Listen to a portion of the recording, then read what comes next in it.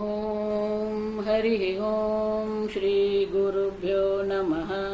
हरिः ॐ पार्थाय प्रतिबोधितां भगवता नारायणेन स्वयं व्यासेन ग्रथितां पुराणमुनिना मध्ये महाभारतम् अद्वैतामृतवर्षिणीं भगवतीम् अष्टादशाध्यायिनीम् अम्ब त्वामनुसन्दधामि भगवद्गीते भवद्वेषिणीम्।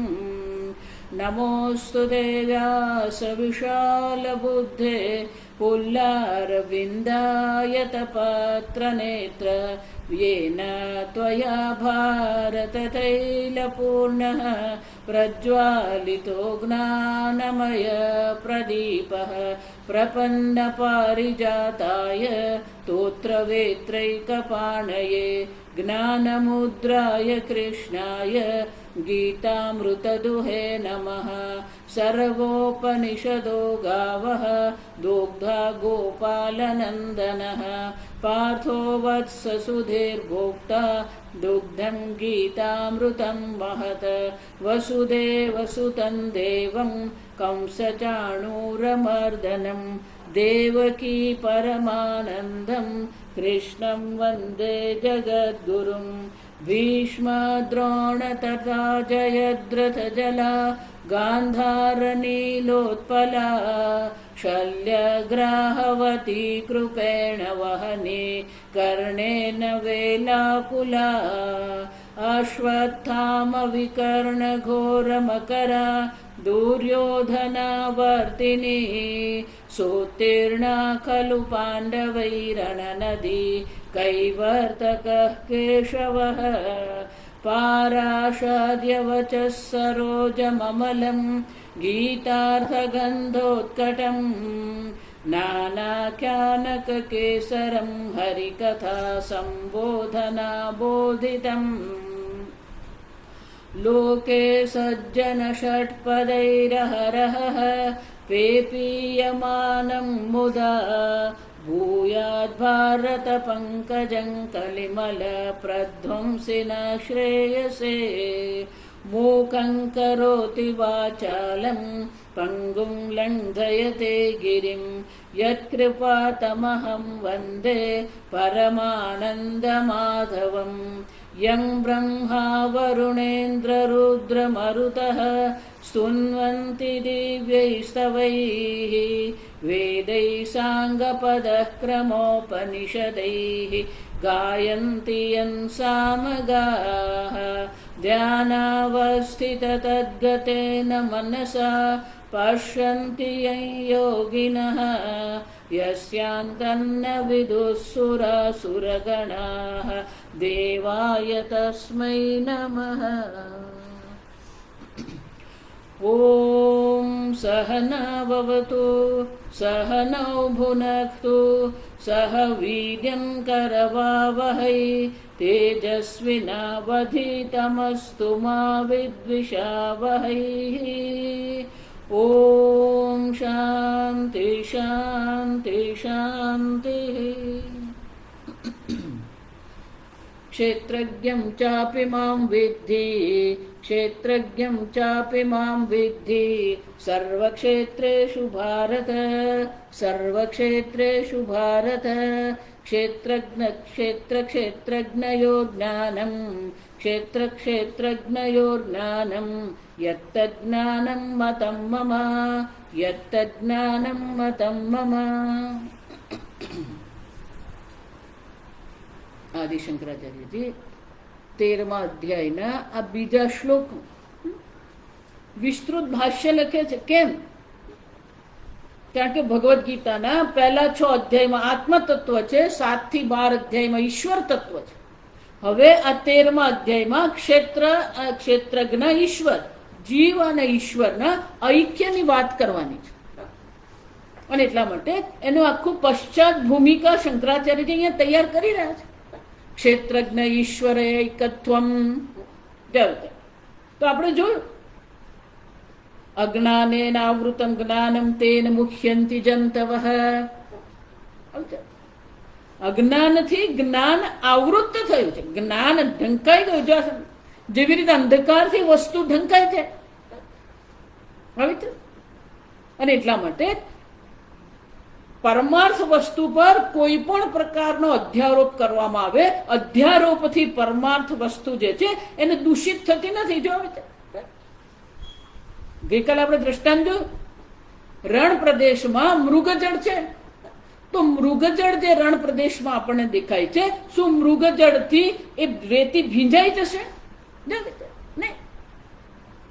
ગમે એટલું મૃગજળ આપણે જોઈએ, શંકરાચાર્ય સ્નેહેન પંકિમ કર્તુમ શક્નોતિ મરીચી ઉદકમ, મૃગજળ દ્વારા કોઈ પણ પ્રકારે રેતી જે છે એ ભીંજાતી નથી. તો ભલે અધ્યારોપ છે, પણ અધ્યારોપની સત્યતા પર આપણે પ્રશ્ન ઉઠાવીએ છીએ, આ જગતની સત્યતા પર આપણે પ્રશ્ન ઉઠાવીએ છીએ. આ સમજો. એટલે પેલો પૂર્વ પક્ષી કે છે નહીં નહીં, એમ નહીં. અથ કિમિદમ સંસારીણામ ઇવ અહમેવમ મમ ઇદમ ઇતિ પંડિતાનામ અપી. આપણે એને કહ્યું કે જ્ઞાનીનો પણ પ્રારબ્ધ કર્મ છે, પ્રારબ્ધ કર્મ પ્રમાણે જ એનું જીવન છે. એટલે પેલો પૂર્વ પક્ષી કહે છે કે નહીં નહીં, એવું નહીં. કેમ કે તમારું એવું તે કેવું પાંડિત્ય છે જેમાં અહંતા મમતા છે? જો વિચાર તો કે તમારું અહંતા મમતા વાળું પાંડિત્ય તો કેવું? ઈદે પાંડિતાનામ અપી અહમ મમ ઇદમ, કે પંડિત લોકોમાં પણ જોઈએ જ છે, અહંતા છે, મમતા છે. જો વિચાર, અહંતા મમતા પંડિતોમાં છે. જા સમજો બરાબર. વ્યવહારિક દ્રષ્ટિએ તો બધું જ છે, દેહ પણ છે. સ્વામીજી એટલે બહુ સુંદર કહેતા, તમને બ્રહ્મ જ્ઞાન થઈ ગયું કે હું દેહ નથી, એનો અર્થ એવો નથી કે જ્યારે તમે વ્યવહાર કરો ત્યારે તમારું જ્ઞાન તમે પ્રગટ કરો. ઋષિકેશ તમે જાઓ ને, તમને મહાત્માઓ જે છે ને, ભૂખ લાગે તો એવું નહીં કે મને ભૂખ લાગી, અભી ભોજન की आवश्यकता है. કોઈ મહાત્મા તમે એવું પૂછી નહીં શકો કે તમે ક્યાં રહો છો, આપ કહાં રહેતે હો, ऐसा नहीं पूछ सकते. आपका आसन कहाँ है? આવા પ્રકારના વાક્યોથી શું તમે જ્ઞાનીપણું સિદ્ધ કરવાનું? જો સમજો, વ્યવહારમાં તો વ્યવહારની દ્રષ્ટિએ જ આપણે વ્યવહાર કરવાનો છે. વ્યવહારિક જે છે જગત તે તો એવું જ છે. પંડિતોમાં પણ પેલું અહંતા મમતા દેખાશે આપણને, પણ ખરેખર જાણે છે કે આમાંની કોઈ વસ્તુ મારી છે જ નહીં. અને એટલે પૂર્વ પક્ષી એવું કહે છે કે પંડિતોમાં પણ જેમ સંસારીમાં અહંતા મમતા જે છે એવી જ અહંતા મમતા પંડિતોમાં દેખાઈ રહી છે. એટલે શંકરાચાર્યજી કટાક્ષ કરે છે, શૃણુ ઇદમ તત્પાંડિત્યમ, કે આનું આ પંડિત્ય, આનું પાંડિત્ય જે છે, એની પંડિતતા જે છે એ તો ખરેખર સાંભળવા જેવી જ છે. કેમ? યત ક્ષેત્રે એવ આત્મદર્શનમ. આ ક્ષેત્ર શરીર છે, આ ક્ષેત્ર શરીરમાં એ આત્મદર્શન કરે તેનું કયું પંડિત્ય? પંડિતા ન અનુશોચંતિ. આ સમજતું? ત્યાં શંકરાચાર્યજી પંડિત શબ્દનો અર્થ શું કરે છે? પંડા આત્મ વિષયા બુદ્ધિ અસ્ય સહ પંડિત. હું પૂર્ણ બ્રહ્મ સ્વરૂપ છું, એ પંડિત છે. જે અહંતા મમતામાં પડેલો છે, જે મારું તારું કરી રહ્યો છે, એ પંડિત નથી. જો આ સમજો. અને એટલે શંકરાચાર્યજી કહે છે શૃણુઇદમ તત્પાંડિત્યમ, તું સાંભળ આ પંડિત વિશેનું. કેમ? અહંતા મમતા કરીને બેઠો. જો એટલા માટે અત્યારે તમે આ જગતમાં જો ને, અનેક પ્રકારના સંપ્રદાયો છે. જો વિચારી દો, તમને કઈ વસ્તુ પ્રભાવિત કરે છે? બાહ્ય જગતની વસ્તુ તમને પ્રભાવિત કરે છે, તો તમારી દ્રષ્ટિ તો બાહ્ય જગત પર છે. જો વિચાર. પણ આ બુદ્ધિની એક વિશેષતા છે, આ બુદ્ધિ હંમેશા વ્યવસ્થાથી બહુ પ્રભાવિત થઈ જાય. એટલે કોઈ પણ આશ્રમમાં આપણે જઈએ ને, ત્યાંની પેલી વ્યવસ્થા જોઈએ એટલે આપણે શું થઈ જાય? પણ એ વ્યવસ્થા થવાથી ત્યાં બ્રહ્મ જ્ઞાન છે. જો વિચાર, બ્રહ્મ જ્ઞાન ને બાહ્ય વ્યવસ્થાનો શું સંબંધ છે? વિચારી દો. વ્યવસ્થા છે સારી વસ્તુ જ કહેવાય, આપણે ના પાડતા જ નથી. પણ બ્રહ્મ જ્ઞાન અને વ્યવસ્થાનો કોઈ સીધો સંબંધ નથી. જો આ વિચાર, મહારાજશ્રી એટલા માટે એવું કહેતા, ये माया अगले द्वार से जाती है ना तो पिछले द्वार से आती है, माया किसी को छोड़ती नहीं। આપણે 7મા અધ્યાયમાં જોઈ ગયા, દૈવી હિ એષા ગુણમયી મમ માયા દુરત્યયા। ભગવાન કહે છે આ મારી માયાને પાર કરવી એટલી સરળ નથી, ક્યાંક ને ક્યાંક માયા ફસાવી જ જાય, અને માયા 3 રીતે જ કામ કરે, આ સમજવાનું। વિત્તેશના, પુત્રેશના, લોકેશના। જગતમાં મનુષ્યને જેટલા પણ પ્રકારની ઈચ્છાઓ જે છે એ ઈચ્છાઓને 3 વિભાગમાં વહેંચી શકાય, વિત્તેશના, પુત્રેશના, લોકેશના। અને પંડિત કોને કહેવામાં આવે? વિત્તેશના, પુત્રેશના, લોકેશના, વ્યુત્થાય બ્રહ્મચર્યં ચરંતિ। જ 3 પ્રકારની ઈચ્છાઓનો જેણે ત્યાગ કરી દીધો છે, એશના ત્રય કહેવામાં આવે। એટલે મહારાજશ્રી કહે કે પેલો એશના ત્રય, આ સંસારની એશના ત્રય ત્યાગ કરીને પેલો સંન્યાસી બને, પછી પાછો એક ચક્કરમાં પડે। જો વિચાર, આ મારો આશ્રમ છે, અમારો આશ્રમ 5 કરોડ નો છે, આ પાલી વિત્તેશના ચાલુ થઈ ગઈ। જો આ વિચાર, પછી ભાઈ એના શિષ્ય પેલો રસીદ બુક લઈને ફરે બધે, 5,000નું ડોનેશન આપો, 15,000નું ડોનેશન આપો, તમારા કેટલા શિષ્ય? પુત્રેશના। જો આ વિચાર, તમારી કેટલી પ્રસિદ્ધિ, તમારા ક્યાં ક્યાં પ્રવચનો આવે? લોકેશના। જો પ્રસિદ્ધિ, જો એક પાછું ચક્કર ચાલુ થઈ જાય। પણ પેલો એવા ચક્કરમાં પડે ને પછી એમાંથી ઊંચું આવે જ નહીં। બહુ વર્ષો પહેલા પેલા એક બેન મારે ત્યાં સત્સંગમાં આવ્યા, અમારા સ્વામીજી વેદાંત ભણાવતા હતા, હવે એમની સાથે વેદાંત અધ્યયન કરતા હતા। કરતા હતા નો અર્થ શું થયો? ભૂતકાળ થઈ ગયો। જો આ વિચાર, કરતા હતા, ભૂતકાળ થઈ ગયો। એટલે મેં કીધું કેમ અત્યારે સત્સંગ નથી કરતા? ના, આશ્રમ બનાવે છે એટલે બહુ વ્યસ્ત રહે છે, આશ્રમને ને વેદાંત વર્ગને કોઈ સંબંધ જ નહીં મળે। સવારના તમે પ્રવચન લો, કોઈ મજૂર તમારે ત્યાં, કોઈ કડીઓ તમારો 7 વાગે આવવાનો જ નથી। જો 7 થી 8 તમે વેદાંત વર્ગ લો, બાકીનો આખો દિવસ છે જ તમારી પાસે આશ્રમ બનાવવામાં। સ્વાધ્યાય પ્રવચનાભ્યામ ન પ્રમદિતવ્યમ। પૂજ્ય સ્વામીજી અમને એવું કહેતા કે જે દિવસે હું શાસ્ત્ર અધ્યયન કર્યો ને એ દિવસે મને મનમાં એવું આવે, આઈ અર્ન માય ભિક્ષા। મને ગ્રહસ્થી પાસે ભિક્ષા લેવાનો હક ક્યારે છે? સંન્યાસી કોને કહેવાય? જો 6ઠા અધ્યાયમાં જોઈ ગયા આપણે, one who is a contributor. ઉપભોક્તા નથી, એ પ્રદાતા છે। આ સમજો, પરોપકારાય ફલંતી વૃક્ષાઃ, પરોપકારાય વહંતી નદ્યાઃ। સાધુ શબ્દનો જ અર્થ શું થાય?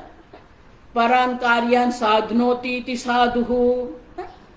અન્યને કોઈ પણ પ્રકાર સહાયરૂપ થવાનો જે પ્રયત્ન કરે એ સાધુ છે।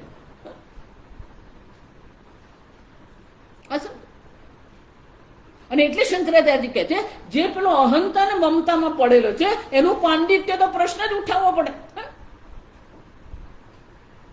પણ જેણે યદિ પુનઃ ક્ષેત્રજ્ઞમ અવિક્રિયમ પશ્યેયુઃ, પણ જેણે આ ક્ષેત્રજ્ઞને અવિક્રિય આત્મા સ્વરૂપે ઓળખી લીધા છે, તતઃ ન ભોગમ કર્મ વા આકાંક્ષેયુઃ, એને કોઈ પણ પ્રકારના ભોગની આકાંક્ષા છે જ નહીં। મમ સ્યાદિતિ ન, કોઈ પણ ભોગ કે કોઈ પણ કર્મ પ્રત્યે એના મનમાં આકાંક્ષા નથી, કોઈ મમતા નથી, અહંતા મમતા। આ વિચાર કેમ? વિક્રિયા એવ ભોગ કર્મણી। આત્મા અવિક્રિય છે અને ભોગ અને કર્મમાં તો વિકાર છે, બંને કેવા છે? વિરોધી છે। તો ભોગ અને કર્મમાં જો અહંતા મમતા કરે છે એને અવિક્રિય આત્માનું જ્ઞાન છે જ નહીં। જો એટલા માટે પેલા યમરાજા પણ ત્યાં કઠોપનિષદમાં કે જ છે, અવિદ્યાયામંત, આ જ શબ્દ છે ત્યાં પણ, અવિદ્યાયામંતરે વર્તમાનાઃ સ્વયં ધીરાઃ પંડિતમ મન્યમાનાઃ। પોતાને પંડિત માનીને પણ બેઠો ક્યાં છે? અવિદ્યાયામ અંતર. પેલો અવિદ્યામાં બેઠો છે, હજી અવિદ્યાની નિવૃત્તિ થઈ નથી, પણ પોતાને શું માને? મારા જેવો પંડિત કોણ? જો વિચાર. અને એટલે શંકરાચાર્યજી કહે છે આ અહંતા મમતા કરવી, ભોગ કરવો, કર્મ કરવો. જો હું બહુ પહેલેથી કહેતી આવી, કોઈ પણ પ્રકારના ભોગમાં હિંસા છે. ભોગ વગરનો કોઈ હિંસા નથી. અરે હિંસા વગરનો કોઈ ભોગ છે જ નહીં. ભલે આપણને એવું લાગે છે કે આમાં શું હિંસા થઈ. જો એટલા માટે આ જેટલા લોકો આ શું કહેવાય એક્ટિવિસ્ટ બધા લોકો જે છે ને, જ્યાં સમજો સરકાર કોઈ પણ પ્રકારની પેલી યોજના લાવે ને, એટલે પેલા વિરોધી બેઠેલા જ છે, પણ કોઈ પણ કર્મમાં 100% કોઈ પણ પ્રકારે લાભ સંભવ જ નથી. પણ વધારે લોકોને લાભ થાય એ આપણે જોવાનું છે.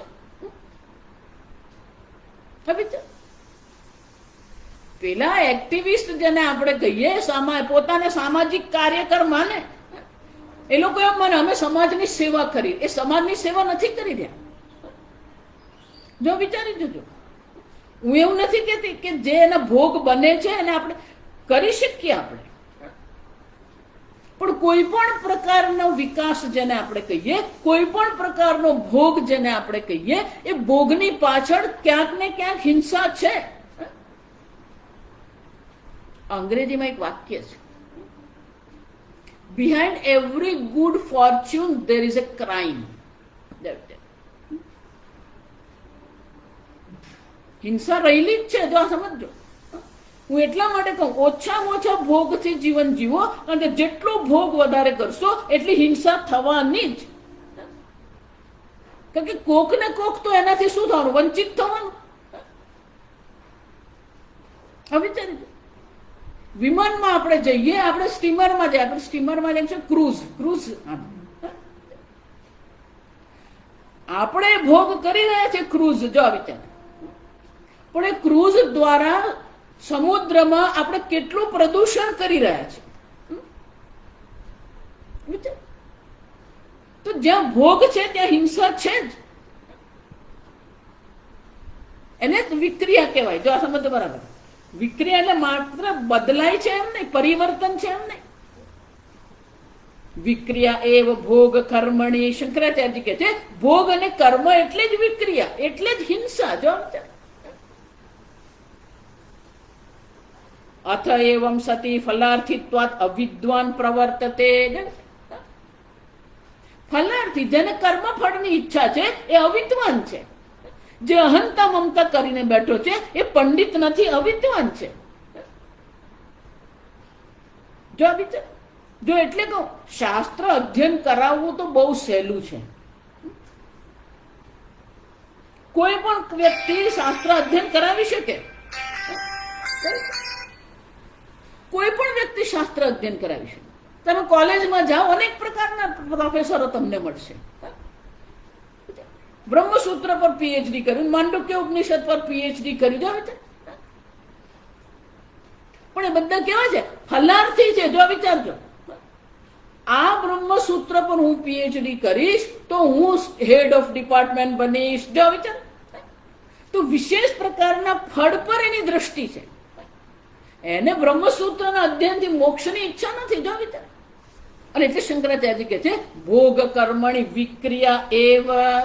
કોઈ પણ પ્રકારનો ભોગ હોય, કોઈ પણ પ્રકારનો કર્મ છે, ત્યાં વિકાર છે જ, હિંસા છે જ. અને જે ફલાર્થી છે એને ક્યારેય જ્ઞાની કહી શકાય જ નહીં.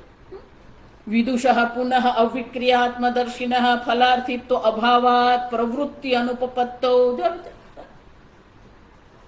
આપણે જોઈ ગયા. જો સમજો 12મા અધ્યાયમાં જે જ્ઞાની ભક્ત છે કેવો છે? શુભાશુભ પરિત્યાગી, સર્વારંભ પરિત્યાગી. એની દ્રષ્ટિએ એને કોઈ પણ પ્રકારથી કોઈ વિશેષ યોજના એના મગજમાં નથી. સામેથી કોઈ યોજના આવી તો સ્વીકારી લે, પણ એને હું આમ કરું. જો આ વિચાર. કેટલાક સંપ્રદાય આજકાલ ચાલી રહ્યા છે, યુગ પરિવર્તન, લોકલ, અને આપણે કોણ લોક કલ્યાણ કરવા? આપણે જ લોકો પર આધારિત છીએ. હું તો એક જ દ્રષ્ટાંત આપું, તમને એક કપ ચા પીવી હોય ને, કેટલા હજારો આખું સંપૂર્ણ વિશ્વ, જો આ વિચારી ગયું, સંપૂર્ણ વિશ્વ પ્રવૃત્ત છે તો તમે ચા પી શકો છો. તમને ચા પીવા માટે પાણીની, જળની જરૂર છે, પણ એ જળ ક્યારે મળે તમને? સૂર્યનારાયણ જે છે સમુદ્રના જળને શું કરે? બાષ્પીભવન કરે છે, વાદળ બને છે. એ વાદળ જે છે, પવન દ્વારા વાદળ તમારી ભૂમિ પર આવે અને વરસાદ પડે ને તમને જળ મળે. જળ, દૂધ જોઈએ, તો દૂધ ક્યાંથી આવવાનું? કેટલી ગાયો, કેટલી ભેંસો એ પશુપાલન કરી રહ્યા છે. અને ભારતમાં ખાંડ વગરની જ આવે છે, શક્કર વગરની તો ચા હોય જ નહીં આપણી. કેટલાય ખેડૂતો જે છે એ શેરડી ઉગાડે છે, સુગર ફેક્ટરી છે જેમાં ખાંડ બને છે. જો પેલી ચા જોઈએ, આપણે ચા પત્તી જોઈએ. આ સમજો તમે. તો એ ચા પત્તી માટે પણ શું કરવું પડે? કેટલાય પેલા ટી ગાર્ડન છે. પેલી બહેનો સવારના વહેલા ઉઠીને પેલી ચાની પત્તી તોડે.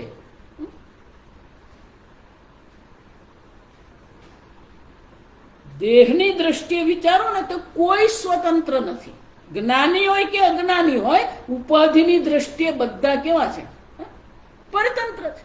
તો દેહની દ્રષ્ટિએ તો છે જ, પણ એની પોતાની દ્રષ્ટિએ કેવા છે? વિદુષ અવિક્રિય આત્મદર્શિન ફલાર્થિત્વ અભાવાત. વિશેષ પ્રકારના ફળની એના મનમાં કોઈ ઈચ્છા જ નથી.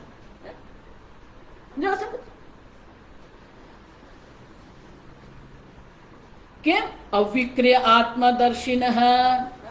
હું અવિક્રિય આત્મા છું. જો કોઈ પણ કર્મ માટે પેલું પરિવર્તન, કર્મ માટે વિક્રિયાની આવશ્યકતા છે. ભોગ કર્મ માટે તમારા મનમાં વિક્રિયા આવવી જ જોઈએ. પણ જેણે પોતાના અવિક્રિય આત્મા રૂપે જાણી લીધું છે એને કોઈ વિશેષ પ્રકારના ફળની આવશ્યકતા જ નથી. અને એટલા માટે પ્રવૃત્તિ, અનુપપત્તો, કોઈ વિશેષ પ્રકારની પ્રવૃત્તિ એના જીવનમાં છે જ નહીં. કાર્યકરણ સંઘાત વ્યાપાર ઉપરમે નિવૃત્તિ ઉપચર્યતે. કાર્યકરણ સંઘાત જે છે, કાર્ય એટલે સ્થૂળ શરીર, કરણ એટલે સૂક્ષ્મ શરીર, સંઘાત એટલે કે એની જે વ્યવસ્થા છે, રચના જે છે. ભલે જો આ ચોથા અધ્યાયમાં આપણે જોઈ ગયા, કર્મણી અકર્મય પશ્યેદ અકર્મણી ચ કર્મય. કાર્યકરણ સંઘાતથી કર્મ જ્યારે થઈ રહ્યા છે ત્યારે પણ એ જ્ઞાની તો શું જાણે છે? અકર્મ કર્મણી એવ અકર્મય પશ્યેત. અકર્મ આત્માના જે દર્શન કરે છે. આગળ આપણે જોઈ ગયા, નિર્ગુણ જે છે, સગુણનું અધિષ્ઠાન નિર્ગુણ છે, સવિશેષનું અધિષ્ઠાન નિર્વિશેષ છે. એ જ રીતે સર્વ વિકારનું અધિષ્ઠાન એ કોણ છે? અવિક્રિય આત્મા છે. જેણે અવિક્રિય આત્માને જાણી લીધો છે એને પછી આ કાર્યકરણ સંઘાતથી જે પણ કોઈ કર્મ થઈ રહ્યા છે એને માટે તો કેવું છે? ઉપરમે. એટલે આગળ કે નૈવ કિંચિત કરોમિ. હું કોઈ કર્મ કરતો નથી. કેમ? ઇન્દ્રિયાણી ઇન્દ્રિયાર્થેષુ વર્તન્તે. ઇન્દ્રિય ઇન્દ્રિયના વિષયોમાં પ્રવૃત્ત થઈ રહી છે, હું કોઈ કર્મ કરતો નથી. અને એટલે શંકરાચાર્યજી કહે છે એની દ્રષ્ટિએ, આત્મજ્ઞાનીની દ્રષ્ટિએ, વિદ્વાનની દ્રષ્ટિએ કોઈ કર્મ નથી. ભલે ને એની ઉપાધિથી અનેક પ્રકારના કર્મ થઈ રહ્યા છે. તો કાર્યકરણની દ્રષ્ટિએ વિચારીએ તો પ્રવૃત્તિ છે, પણ આત્મતત્વની દ્રષ્ટિએ વિચારે નિવૃત્તિ ઉપચર્ય. તે શંકરાચાર્યજી કહે છે એ નિવૃત્તિ ઉપચર્ય. ઉપચર્ય એટલે કે આપણે એ પ્રકારથી બોલીએ છીએ. જો આ જ્ઞાની કોઈ કર્મ કરતો નથી, એને પણ સ્નાન કરવાનું જ છે, એને પણ ભોજન કરવાનું જ છે, એને પણ ઉપદેશ કરવાનો જ છે, પ્રવૃત્તિ તો થઈ જ રહી છે. પણ આત્મ તત્વની દ્રષ્ટિએ કોઈ કર્મ નથી. અને એટલા માટે જ્ઞાનીની દ્રષ્ટિએ, આત્મ તત્વની દ્રષ્ટિએ તો કોઈ કર્મ છે જ નહીં. આ સમજો બરાબર. એટલે નિવૃત્તિ એમ જયારે આપણે કહીએ છીએ તો નિવૃત્તિ પણ શું છે? ભૌતિક રીતે નિવૃત્તિ છે? નહીં, ભૌતિક રીતે તો કોઈ નિવૃત્ત થઈ શકે એમ છે જ નહીં. ભૌતિક રીતે તો આ બધું થતું જ રહેવાનું, આ સમજો. પણ એની દ્રષ્ટિએ જે છે, જો એટલે આગળ આપણે જોઈ ગયા કે બે દ્રષ્ટિ છે, એક અવિદ્યાની દ્રષ્ટિ છે, બીજી વિદ્યા દ્રષ્ટિ છે. વેદાંત એક દ્રષ્ટિ છે, આ સમજો. તમે જો એમ માનતા કે હું વેદાંત સાંભળું મારું જીવન બદલાઈ જાય, મારું પ્રારબ્ધ એનું એ જ રહેવાનું. બીપી છે તો બીપી રહેવાનું, હાર્ટ એટેક આવવાનો છે તો હાર્ટ એટેક આવવાનો જ છે. જો આ સમજો, આત્મજ્ઞાન અને કાર્યકરણ સંઘાતના જે પ્રવૃત્તિ જે છે એને કોઈ સંબંધ નથી. અને એટલે શંકરાચાર્ય કહે છે નિવૃત્તિ. આ સમજો, નિવૃત્તિ ઉપચ્છર્ય છે. નિવૃત્તિ ઉપચ્છર્ય એટલે કે નિવૃત્તિ એવું આપણે કહીએ છીએ. જો આ સમજો, પણ ખરેખર કોઈ પ્રકારની નિવૃત્તિ જીવનમાં નથી. ભૌતિક રીતે તો કોઈ નિવૃત્તિ નથી. પણ આત્મજ્ઞાનની દ્રષ્ટિએ પ્રવૃત્તિ અનુપપત્તો, આત્મજ્ઞાનની દ્રષ્ટિએ કોઈ પ્રકારની પ્રવૃત્તિ સંભવ જ નથી. કર્મણ્યભી પ્રવૃત્તોપી નૈવ કિંચિત કરોતિ સહ. અનેક પ્રકારની પ્રવૃત્તિઓ કરવા છતાં પણ ભગવાન કહે છે એ કોઈ કર્મ કરતો જ નથી. જો વિચાર, સમજવાનું છે આપણે. અને એટલે શંકરાચાર્યજી કહે છે ઈદમ ચ અન્યત પાંડિત્યમ. આ એક પ્રકારનું પાંડિત્ય છે જેમાં એ સર્વ પ્રકારની પ્રવૃત્તિ થતી હોવા છતાં પણ એ પોતાને શું માને છે? હું કોઈ કર્મ કરતો નથી.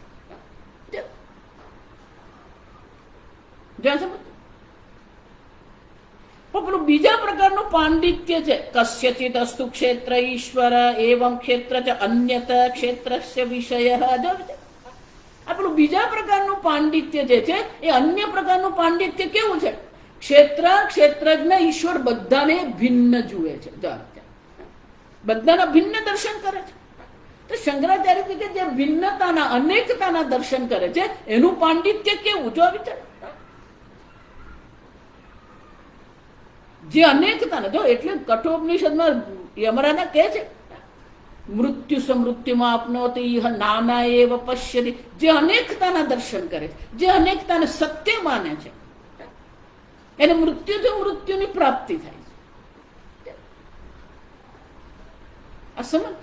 કર્મ કરવા છતાં પણ એ કર્મ કેમ કરતો નથી? કારણ કે કર્મમાં પણ બ્રહ્મ બુદ્ધિ છે. બ્રહ્માર્પણમ બ્રહ્મ હવિ બ્રહ્માગ્નૌ બ્રહ્મણા હુતમ. જો વિચાર, કર્તા પણ બ્રહ્મ છે, કર્મ પણ બ્રહ્મ છે, કારણ પણ બ્રહ્મ છે. સર્વત્ર બ્રહ્મ દર્શન છે. જ્યારે સર્વત્ર બ્રહ્મ દર્શન છે તો કર્મ કરવામાં શું વાંધો? એટલા માટે પેલો તૈત્રીય ઉપનિષદમાં જે જ્ઞાની છે એ જ્ઞાની શું કહે? અહમન્નમ અહમન્નમ અહમન્નમ. હું અન્ન છું. અહમન્નાદ અહમન્નાદ. આ અન્નનો ભોગવવા વાળો હું જ છું. જો વિચાર, આમ પેલી દ્વૈત બુદ્ધિ નથી, ઐક્ય બુદ્ધિ છે. અન્ન પણ હું જ છું, અન્નને ભોગવવા વાળો પણ હું જ છું. જ્યાં આ એકની દ્રષ્ટિ છે, સર્વત્ર એક અદ્વિતીય. જો આ માંડવ્ય ઉપનિષદમાં સવારે જ છે, સર્વ હિ એતદ બ્રહ્મ એવ. અયમાત્મા બ્રહ્મ. આવી છે સર્વત્ર જે બ્રહ્મ દ્રષ્ટિ કરનાર જે છે, ભલે પ્રવૃત્તિ થઈ રહી છે પણ દરેક પ્રવૃત્તિમાં પણ એ પેલા બ્રહ્મ દર્શન કરે છે. અને એટલે શંકરાચાર્યજી કહે છે ઈદમ ચ અન્યત પાંડિત્યમ. તમે જે પાંડિત્યની ચર્ચા કરી રહ્યા છો એ બીજા પ્રકારનું, અન્ય પ્રકારનું પાંડિત્ય છે જેમાં અનેકતા છે. જે ક્ષેત્રજ્ઞ ઈશ્વર બધાને શું કરે છે? અન્ય જુએ છે. એટલું જ નહીં, જો આ સમજો, અન્ય જુએ છે એટલું જ નથી. આ સમજો, ક્ષેત્ર અને ક્ષેત્રજ્ઞને અન્ય જુએ છે ત્યાં સુધી તો બરાબર છે. પણ હું ક્ષેત્રજ્ઞ એટલે કે આ બધાને જાણવા વાળો છું, ઈશ્વરને જાણવા વાળો પણ હું. જો આ વિચાર, ઈશ્વર ક્યારેય તમારા જ્ઞાનનો વિષય બની શકે જ નહીં. મહારાજશ્રી બહુ સરસ કહેતા કે જો જીવ, આપણે આગળ જોઈ ગયા કે જો જીવ ઈશ્વર નથી તો શું થઈ જશે? જીવ અલ્પ બની જશે. ઈશ્વર સર્વ છે અને એ જીવ ઈશ્વર નથી તો જીવ અલ્પ બની ગયો. અને જો ઈશ્વર જીવ નથી, જો આ સમજો, તો જીવ તો કોણ છે? જો હું તમને વારંવાર કહું, ચૈતન્ય એક જ છે ને એ તમે છો. સ્વતઃસિદ્ધ સ્વપ્રકાશ ચૈતન્ય જે છે એ તમે જ છો. તમારાથી ભિન્ન કોઈ ચૈતન્ય નથી, આ સમજો. સ્વતઃસિદ્ધ સ્વપ્રકાશ ચૈતન્ય. હવે તમારાથી જો ઈશ્વર અન્ય થઈ ગયો તો ઈશ્વર જડ બની ગયો. જીવ ઈશ્વરથી અલ્પ છે તો જીવ અલ્પ બની જવાનો, અન્ય છે તો અલ્પ બની જવાનો. અને ઈશ્વર જીવથી ભિન્ન છે તો ઈશ્વર જડ બની જાય. અને એટલા માટે શંકરાચાર્યજી કહે છે જે અન્યની દ્રષ્ટિ જે છે એ પાંડિત્ય નથી. ક્ષેત્રજ્ઞ ઈશ્વરની જે ઐક્ય દ્રષ્ટિ જે છે એ જ પાંડિત્ય છે. અને આ જે પેલો અન્ય જોવા વાળો છે એ કેવો છે? અહં તુ સંસારી સુખી દુઃખી ચ. આવી છે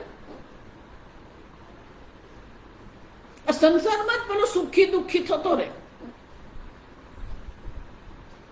સંસાર ઉપરમઃ ચ મમ કર્તવ્ય જ. આવી છે ક્ષેત્ર ક્ષેત્રજ્ઞ વિજ્ઞાનેન ધ્યાને ચ ઈશ્વરમ ક્ષેત્રજ્ઞમ સાક્ષાત્કૃત્વા તત્સ્વરૂપ અવસ્થાનેન ઇતિ. જ આપણને આ સંસારમાં બહુ બધી કર્તવ્ય બુદ્ધિ છે. જેટલી સંસારમાં તમારી કર્તવ્ય બુદ્ધિ છે ને એટલી જ કર્તવ્ય બુદ્ધિ ક્યાં થવી જોઈએ? સંસાર ઉપરમઃ મમ કર્તવ્ય. વિચાર, આ સંસારને શાંત કરવો, આ સંસારની નિવૃત્તિ કરવી એ મારું કર્તવ્ય. જો વિચાર. પણ કે કેવી રીતે થશે? ક્ષેત્ર ક્ષેત્રજ્ઞ વિજ્ઞાનેન. ક્ષેત્ર અને ક્ષેત્રજ્ઞના જ્ઞાન વિના એ સંભવ જ નથી. જો એટલે વારંવાર કહું કે જે સંપ્રદાયમાં ઈશ્વર નથી એ સંપ્રદાયમાં તમને મોક્ષ કેવી રીતે મળવાનો? કેટલા એવા સંપ્રદાય, નિરીશ્વર સંપ્રદાય છે, એને ઈશ્વરની કોઈ આવશ્યકતા દેખાતી જ નથી.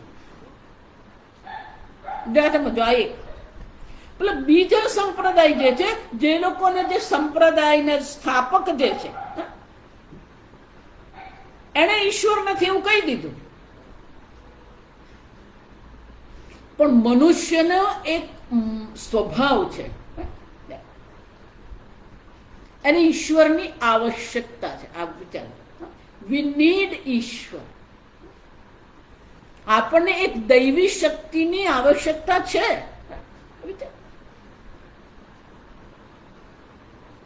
એટલે જ્યારે પેલો સંપ્રદાયના સ્થાપક એમ કે ઈશ્વર નથી, પણ પેલો મનુષ્યને તો એની જરૂર છે, એટલે શું કરશે? જે સ્થાપક છે એને જ ભગવાન બનાવી દે. એટલે પેલો ગુરુ જ કોણ બની ગયા? ભગવાન. ગુરુનું જ મંદિર બનાવે, ગુરુને જ ઉપાસના કરવા.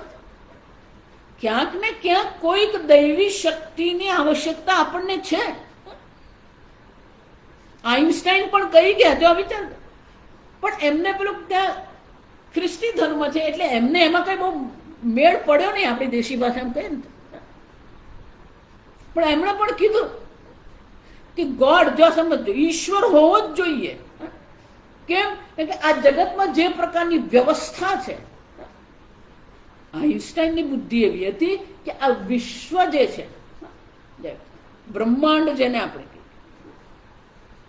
અને જે સૂક્ષ્મ જગત છે, અણુ પરમાણુ જે સૂક્ષ્મ જગત છે, એ બંનેની વ્યવસ્થા જોઈને કહેતા હતા કે કોઈક તો વ્યવસ્થાપક હોવો જ જોઈએ. જો એટલે એમનું પુસ્તક છે, 500 પાના ભરીને પુસ્તક લખ્યું. If God plays dice, he knows what is next. આ ટાઇટલ છે, આ એનું શીર્ષક છે. જો સમજો પુસ્તક. ભગવાન પણ પેલો યુદ્ધ જુગાર જો રમે ને તેને ખબર જ છે પેલું કયું પડવાનું હવે. કેમ? સર્વજ્ઞ સાતમા અધ્યાયમાં ભગવાન કહી ગયા કે પહેલા શું હતું, અત્યારે શું છે, પછી શું હશે, બધું જ ભગવાનને ખબર છે. ભગવાન કે આ બધું જાણું જ છું. તો ઈશ્વરની દૈવી શક્તિની આપણને આવશ્યકતા છે. જો એટલા માટે તમે જો કોઈ પણ તમે સંપ્રદાય આ જગતના જો ને, કોક ને કોક દ્રષ્ટિએ ક્યાંક ને ક્યાંક દૈવી શક્તિની પૂજા કરે જ છે લોકો. લોકો જ નહીં, આ વિચારી જોજો. તમને એમ થશે કે આ માતાજી આવી બધી વાતો કરતા. આ તમે કોઈ પણ મૂવી જુઓ ને, વિચારજો તમે મૂવી કઈ દ્રષ્ટિએ જુઓ ને, મને જ ખબર, પણ મારી દ્રષ્ટિ જરાક જુદી છે.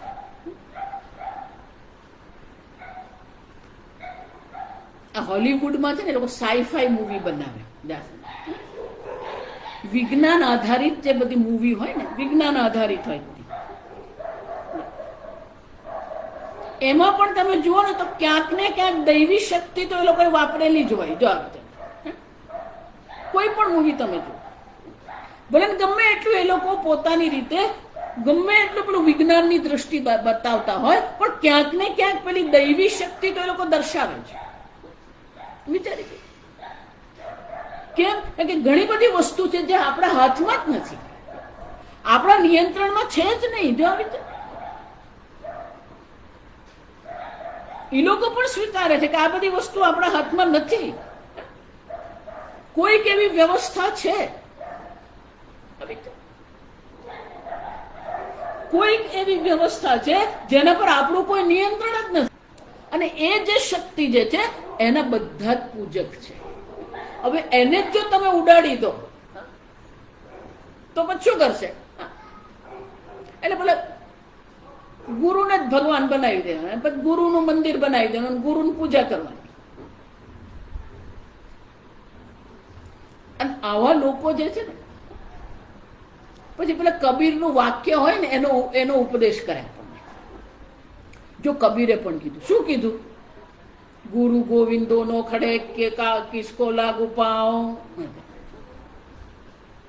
બલિહારી ગુરુદેવ કી, ગોવિંદ દિયો દીકા. જો એમાં પણ કીધું પહેલા પ્રણામ ગુરુને. અલ્યા પણ ગુરુ કોને કહેવાય? ગોવિંદ દિયો દિખાય. જા વિચાર, ગુરુ શાના માટે છે? ગોવિંદના દર્શન માટે છે. ચિન્મયાનંદજી છે એવું કહેતા કે ગુરુ એટલે કોણ? આ પેલા રસ્તા પર તમે જતા હોય ને, માર્ગ પર જાઓ તમે, તો પેલા પોસ્ટ આવે, એરો આવે, એટલે એવું કહેતા રોડ સાઈડ પર જે પોસ્ટ હોય ને એને ગુરુ કહેવાય. કેમ? એ તમને દર્શાવે ક્યાં જવાનું છે, એ દિશા દર્શાવે. પણ ગુરુ તમારા જીવનનું લક્ષ્ય નથી. જો વિચારો. અને એટલે શંકરાચાર્ય શું કહે છે? વિજ્ઞાને ન ધ્યાને ન ચ. જો આ શબ્દ છે ને એટલે આ બધું મારે લાંબુ કરવું પડે. ધ્યાને ન ચ. ધ્યાન કરવું હોય તો એ કોનું ધ્યાન કરવાનું? ઈશ્વરનું ધ્યાન, ગુરુનું ધ્યાન નહીં. જો વિચાર. ક્ષેત્રજ્ઞ ક્ષેત્રજ્ઞ વિજ્ઞાને ન ધ્યાને ન ચ ઈશ્વરમ ક્ષેત્રમ સાક્ષાત કૃત્વા. વિચાર. જીવ અને ઈશ્વર, ક્ષેત્રજ્ઞ અને ઈશ્વર જે છે એ બંનેનો જે સાક્ષાત્કાર કરવાનો છે, તત્સ્વરૂપ અવસ્થાને ન ચ સંસાર ઉપરમઃ. આવી છે શંકરાચાર્યનું વાક્ય જે છે. આપણે દેશી ભાષામાં જુઓ ને, અંગ્રેજી ભાષા, એમાં પેલા વાક્યનો અન્વય, અન્વય એટલે વિશેષ પ્રકારની રચના. ગળ રામ eats fruit. તો દરેકનું સ્થાન છે. રામ એટલે પેલો કર્તા જે પહેલા હોય, જો આ વિચાર, પછી પેલું ક્રિયાપદ હોય eats, પછી પેલું ફ્રૂટ જે છે એ છેલ્લું હોય. ધારો કે તમે સ્થાન બદલી લો, ફ્રૂટ eats રામ, તો શું થઈ ગયું? ગડબડ થઈ ગઈ. આમ વાક્યમાં દરેક પદનું એક સ્થાન છે વિશેષ, એને અન્વય કહેવામાં આવે. દરેક ભાષામાં હા છે. જો આ સમજો, તમે જો એનું સ્થાન બદલી લો તો વાક્યનો અર્થ બદલાઈ જાય. પણ સંસ્કૃતની આ વિશેષતા છે, કોઈ પણ શબ્દ ગમે ત્યાં મૂકો ને પેલો વાક્યનો અર્થ બદલાય જ નહીં. આ વાક્યમાં પણ લાંબુ વાક્ય છે ને, એમાં સંસાર ઉપરમઃ, સંસારનો ઉપરમ મમ કર્તવ્ય, અમારું કર્તવ્ય. પણ એ કેવી રીતે થશે? ક્ષેત્ર ક્ષેત્રજ્ઞ વિજ્ઞાનેન ધ્યાનેન ચ. કેમ? તત્સ્વરૂપ અવસ્થાનેન સંસાર ઉપરમઃ. પેલું તમે વાક્ય વાંચતા હતા તત્સ્વરૂપ અવસ્થાને પહોંચી જાવ ને, પછી જો પેલું તમને ખબર નહીં, પેલું સંસાર ઉપરમાં ત્યાં લખેલું તો પેલો અર્થ ખબર નહીં પડે. તત્સ્વરૂપ અવસ્થાને સંસાર ઉપરમઃ. જ્યાં સુધી ક્ષેત્રજ્ઞ ઈશ્વરના સ્વરૂપમાં તમારી સ્થિતિ નથી થતી, નિષ્ઠા નથી થતી, ત્યાં સુધી આ સંસારના ઉપરમ થવું શક્ય જ નથી. જો અને એટલે શંકરાચાર્યજી કહે છે, યહ ચ એવં બુધ્યતે યહ ચ બોધયતિ ન અસૌ ક્ષેત્રજ્ઞઃ ઇતિ. આ પ્રકારથી જે સમજે છે એ પછી બોધય, એ પણ બીજાને સમજાવી શકે. જો વિચાર, પણ જેણે જ આ ક્ષેત્રજ્ઞ ઈશ્વરનું જ્ઞાન જેને પ્રાપ્ત થયું નથી, જેણે ક્ષેત્રજ્ઞ ઈશ્વર જે છે, જો વિચાર, એ બીજાને કેવી રીતે બોધ કરવાનું? અને એટલે કે છે યહ ચ એવં બુધ્યતે યહ ચ બોધયતિ. પણ ન અસૌ ક્ષેત્રજ્ઞઃ, એવં મન્વાનઃ યહ સહ પંડિત આસ્પદઃ.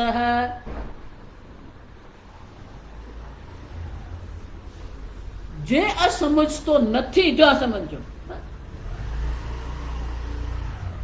તો શું થશે? સંસાર મોક્ષયો શાસ્ત્રસ્ય ચ અર્થવત્વમ કરોમિ ઇતિ. પંડિત આપસદ.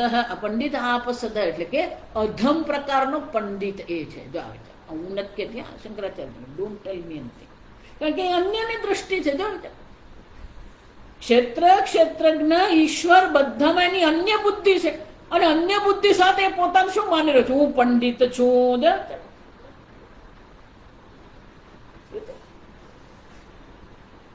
કોણ કોને ઉપદેશ કરે? જો હું એટલે જ કહું, બોલવા વાળો એ બ્રહ્મ જ છે, ઉપદેશક પણ બ્રહ્મ જ છે, શિષ્ય પણ કોણ છે? બ્રહ્મ જ છે.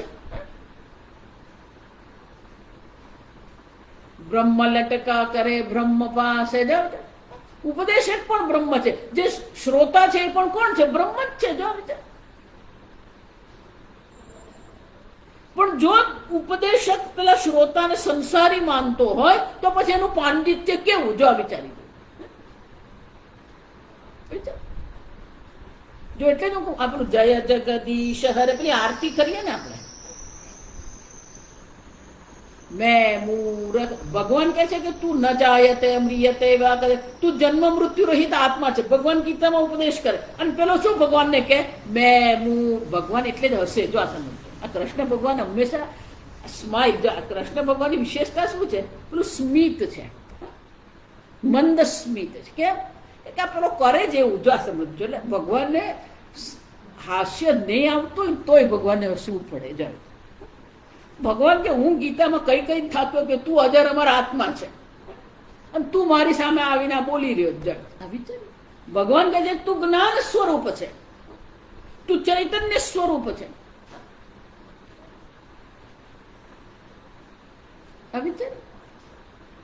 ભક્તિના આપણે વિરોધી નથી, આરતીના આપણે વિરોધી નથી, પણ શું કરીએ છે? કયા ભાવથી કરીએ છીએ?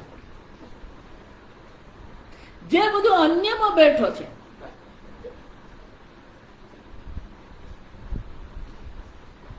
પંડિત આપસદ. જો વિચાર, એવં મન્વન યહ સહ સંસાર મોક્ષયો શાસ્ત્રસ્ય અર્થવત્વમ કરોમિ.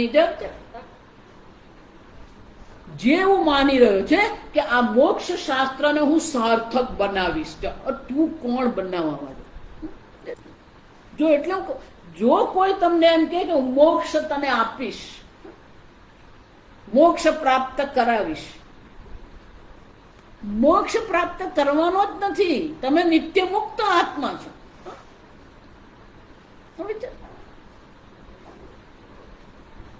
માંડુક્ય ઉપનિષદ એટલા માટે બહુ મજાનું જ.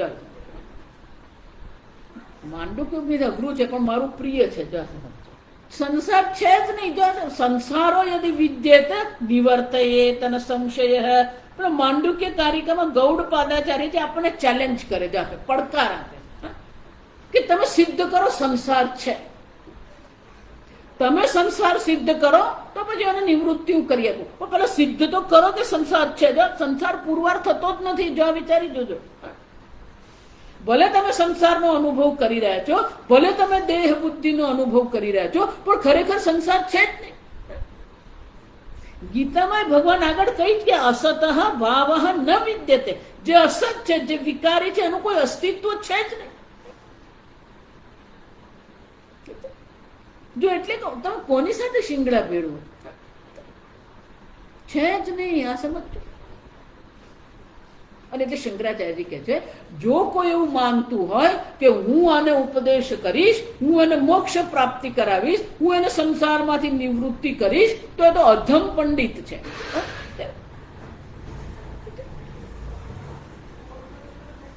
આ સમજો કે કોઈ પણ પ્રકારે તમારે સંસારથી નિવૃત્તિ કરવાની નથી. એને જણાવવાનું છે કે તું નિત્ય મુક્ત આત્મા છે, સંસાર છે જ નહીં. કોઈને સંસારથી મુક્ત નથી કરવાનું. સંસાર નથી એ જ્ઞાન આપવાનું છે. અને એટલે શંકરાચાર્ય કહે છે જો કોઈ આવા પ્રકારથી વિચારતું હોય તો પછી એનું પાંડિત્ય જે છે એ પણ અધમ પાંડિત્ય છે.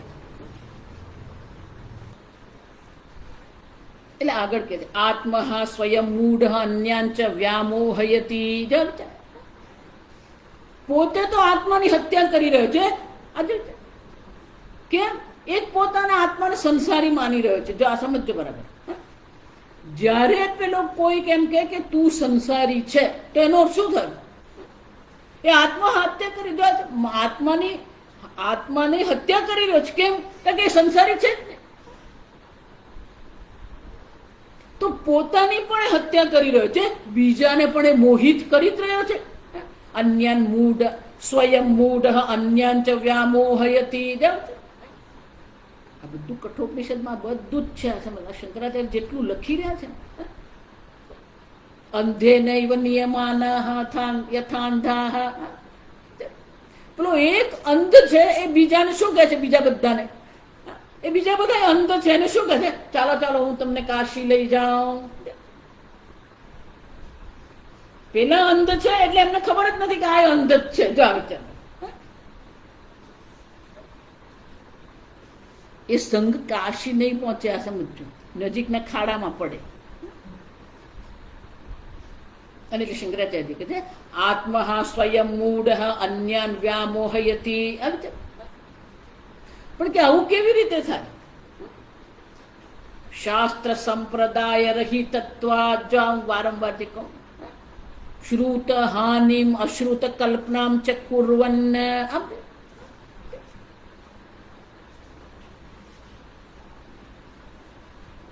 શાસ્ત્ર સંપ્રદાય રહિતત્વાદ. હવે સમજાય છે? જે સંપ્રદાયમાં શાસ્ત્ર નથી, જે સંપ્રદાયમાં ઈશ્વર નથી, જે સંપ્રદાયમાં સંપ્રદાય નથી. જો સમજા શબ્દ સંપ્રદાય વાપરે છે લોકો, પણ સંપ્રદાય શબ્દનો અર્થ જ શું થાય?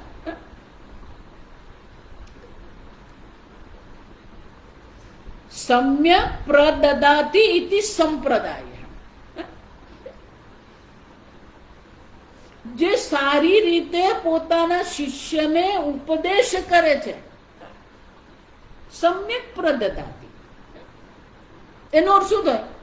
ગુરુ પણ છે અને શિષ્ય પણ છે.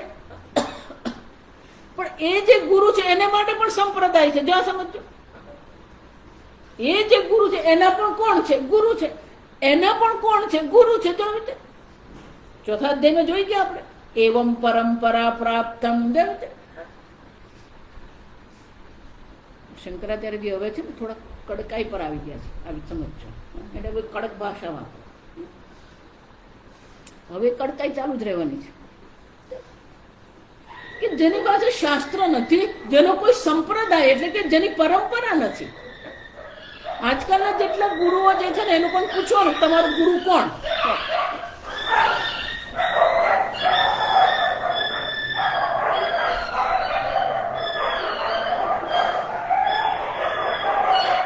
ये हमारी सभा है, उनकी सभा.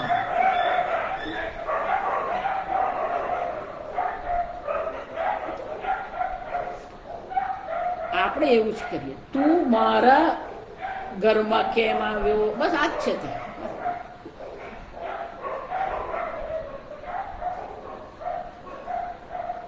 દરેક કૂતરાનું પોતાનું એક સ્થાન હોય ત્યાં સુધી, પછી બીજો કૂતરો એ સ્થાનમાં આવે ને એટલે એને ચાલે નહીં, એટલે પછી લડાઈ શરૂ થાય. આપણે એ જ કરીએ.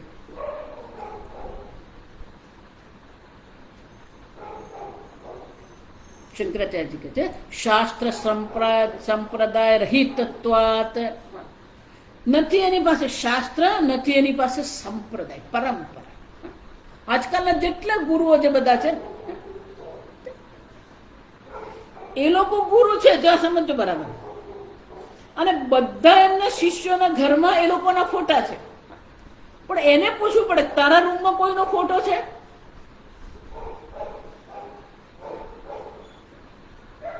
એનો અર્થ શું છે? સંપ્રદાય રહિતત્વાત.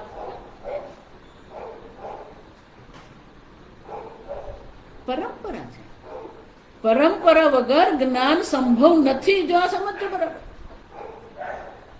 અને એટલે શંકરાચાર્યજી કહે છે એમની પાસે શાસ્ત્ર પણ નથી, એમની પાસે પરંપરા પણ નથી, અને એને કારણે શાસ્ત્ર સંપ્રદાય રહિતત્વાત શ્રુતહાન અશ્રુત કલ્પનામ ચ કુર્વન્ન.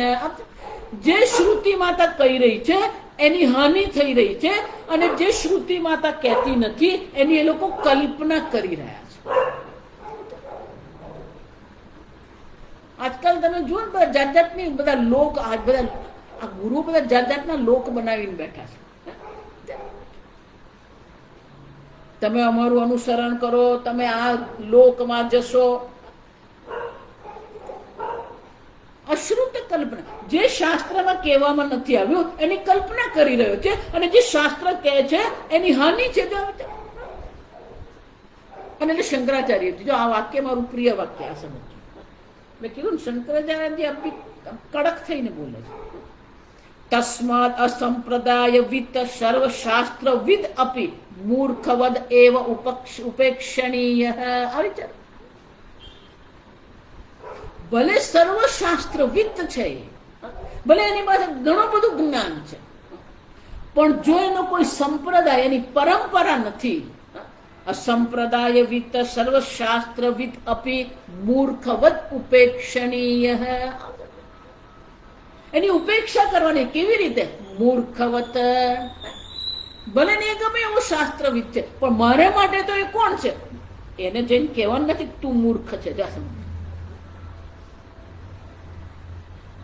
પણ એની સાથે એની ઉપેક્ષા કઈ દ્રષ્ટિએ કરવાની? એ મૂર્ખ છે એ પ્રકારે એની ઉપેક્ષા. જેવી રીતે આપણે મૂર્ખની ઉપેક્ષા કરીએ, મૂર્ખ જન જે પણ કોઈ પ્રવૃત્તિ કરે તો આપણે એના પ્રત્યે શું કરીએ? ઉપેક્ષા જ કરીએ. એ બોલે તો પણ આપણે શું કરીએ? ઉપેક્ષા કરીએ. એમ પેલો ગમે એટલું બોલે ને એ બધાની ઉપેક્ષા કરવી જ પડે. કેમ? સંપ્રદાય મહત્વ. વેદ પરંપરા છે. વેદ એમ શબ્દ આવે એટલે એમાં 4 વસ્તુ આવે. જો સમજો, પહેલું વેદ પ્રમાણ છે. વેદ પ્રમાણ છે.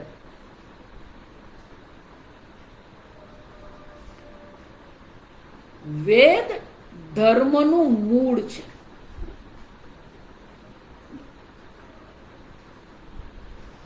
તમારા કર્મમાં ધર્મ નથી, આ સમજો. વેદના વિધાનમાં ધર્મ છે.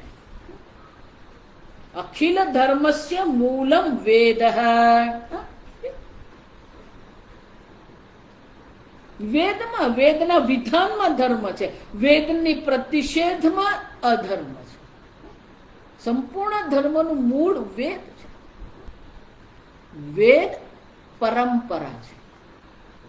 મુંડક ઉપનિષદ જો ને તો ત્યાં પેલી પરંપરા હશે. બ્રહ્માજીની પરંપરા છે ત્યાં જો વિચાર. ચોથા અધ્યાયમાં ભગવાન પરંપરા દર્શાવે છે. ઇમમ વિવસ્વતમ યોગમ પ્રોક્તવાન અહમ અવ્યયમ વિવસ્વાન મનવે પ્રાહુ મનુ ઈક્ષ્વા કવે બ્રવીત એવમ પરંપરા પ્રાપ્તમ. આ જ્ઞાન અર્જુન કોઈ નવું જ્ઞાન હું તને આપતો નથી, આ કોઈ નવીન જ્ઞાન નથી. આ જ જ્ઞાન સૃષ્ટિના આરંભમાં વૈવસ્વાન એટલે સૂર્યનારાયણને મેં આ જ્ઞાન આપ્યું હતું. સૂર્યનારાયણ એના પુત્ર મનુને, મનુએ એના પુત્ર ઈક્ષ્વાકુને આપ્યું. એવમ પરંપરા પ્રાપ્તમ.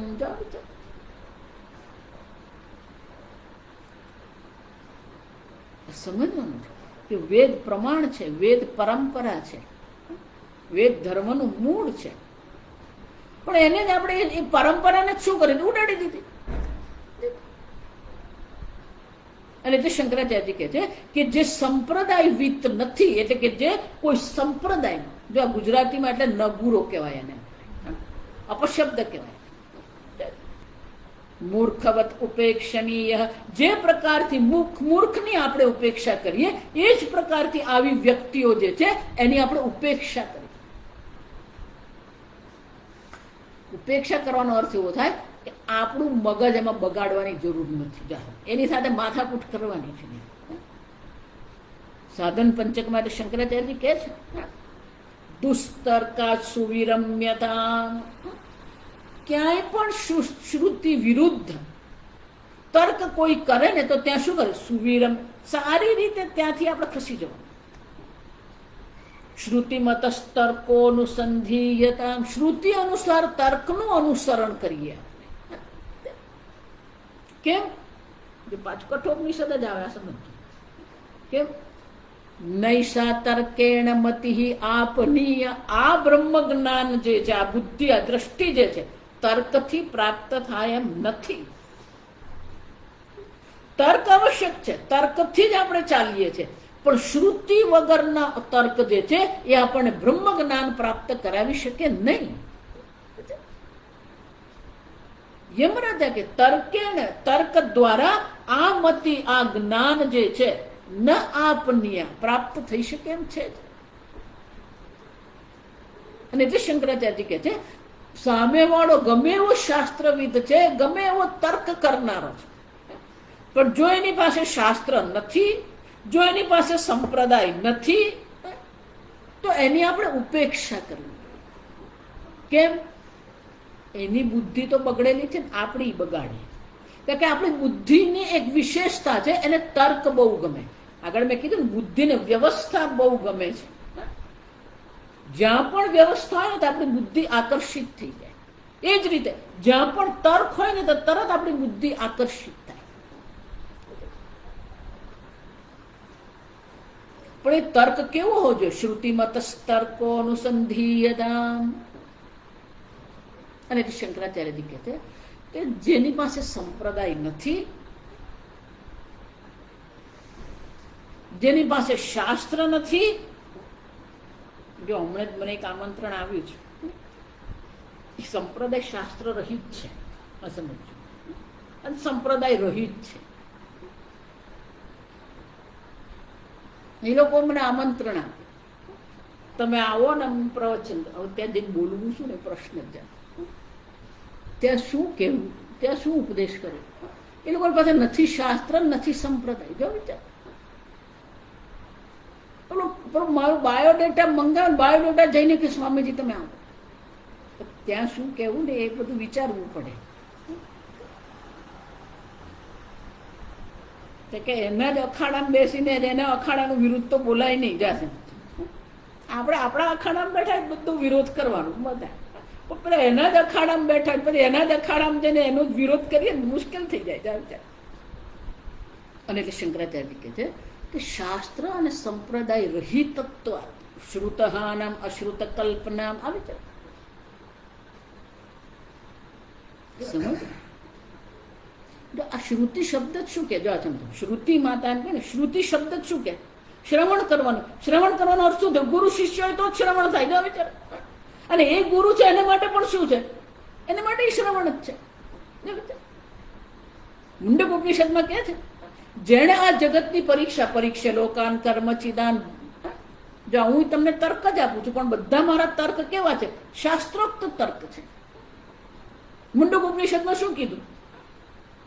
પરીક્ષ લોકાન કર્મ ચિદાન બ્રાહ્મણ નિર્વેદમાયાત. આ લોકની પરીક્ષા કરીને જે વિવેકી બ્રાહ્મણ છે એને આ જગત પ્રત્યે વૈરાગ્ય તો થઈ ગયો. વૈરાગ્ય થયા પછી કરવું શું? શ્રુતિમાં તો સ્વયં દર્શાવ છે સગુરુ મેવા વિગત છે, અને ગુરુ પાસે જવું જોઈએ. ગુરુ કોણ? આ તિલક કરે એટલે ગુરુ, આ કેસરી કપડા પહેરે એટલે ગુરુ, માળા પહેરી એટલે ગુરુ. ગુરુ કોણ? શ્રોત્રિય બ્રહ્મનિષ્ઠમ. શ્રોત્રિય શાસ્ત્રમ અધીતે ઇતિ શ્રોત્રિય. જેણે એના ગુરુ પાસે બેસીને શાસ્ત્ર અધ્યયન કર્યું છે અને અત્યારે પોતે પણ શાસ્ત્ર અધ્યયન કરે છે, એટલે કે સ્વાધ્યાય કરે. જેની પાસે શાસ્ત્ર નથી ને એ વૈદિક સંપ્રદાય નથી. શંકરાચાર્ય કહે છે આવા સંપ્રદાય રહિત જે લોકો છે એને મૂર્ખ સમાન એનો ઉપાસના કરવી. અને એટલે શંકરાચાર્ય કહે છે હવે આગળ પાછું ક્ષેત્રજ્ઞ ઈશ્વરનું ઐક્ય જે છે એની ચર્ચા શંકરાચાર્ય કરે છે. આપણે આવતીકાલે જોઈશું. ઓમ સ્વસ્તિ પ્રજાભ્યઃ પરિપાલયન્તામ ન્યાયેન માર્ગેણ મહિમ મહીષાઃ ગોબ્રાહ્મણેભ્યઃ શુભમસ્તુ નિત્યં લોકા સમસ્તા સુખિનો ભવન્તુ કાલે વર્ષતુ પર્જન્યઃ પૃથ્વી સસ્યશાલિની દેશોऽયં ક્ષોભરહિતઃ બ્રાહ્મણા સन्तુ નિર્ભયાઃ.